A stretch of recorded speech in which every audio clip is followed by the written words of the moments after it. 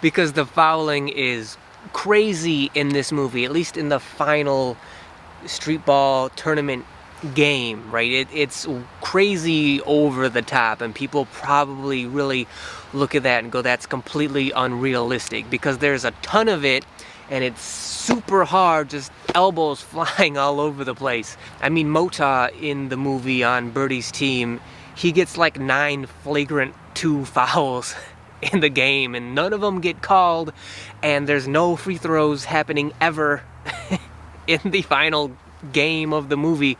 And as a teenager, I kind of overlooked that and just sort of went, well, that's part of the game. Like, that's kind of part of how this basketball works in this basketball movie universe. You know, for this particular movie, that's just how it goes, and you just have to accept it.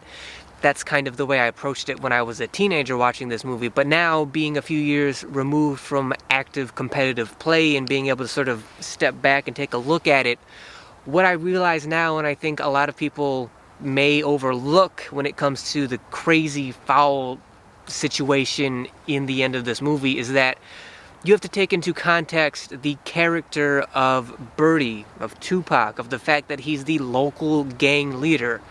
Everybody knows who he is, everybody knows what he is, everybody knows what he does. He's meant to be a feared character in this movie, and that being taken into account, the referees also know this as well. So they don't want to call fouls against Birdie's team because of who Birdie is and how dangerous and feared he is. They don't want to call fouls against his team, regardless of how flagrant they are.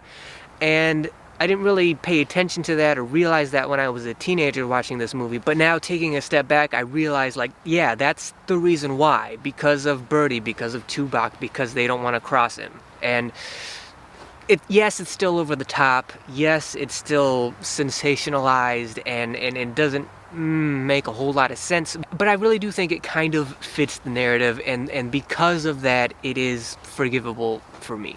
Another minor imperfection in the movie for me is something that it kind of bothered me, but I also kind of enjoyed at the same time, which is, unlike most other basketball movies, there's not a huge emphasis on how much time is left in the game and what the score is.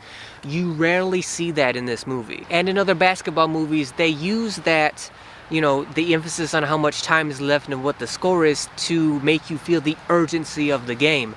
This movie doesn't do that, and it doesn't really have to, which is saying something good about this movie and the basketball played in this movie, because they're playing with such an intensity and such passion that you constantly feel a sense of urgency when they're playing, regardless of if it's the first quarter or the last quarter. We don't even really know, because they play with the same intensity and passion throughout the entire game. So how much time is left and what the score is doesn't nearly matter as much as it does in other basketball movies, because of the intensity and the intense action that's being displayed on the court. So it's a good thing that you don't see the time and score as much, but it is kind of distracting only because it's kind of a departure of what we're used to seeing in basketball movies.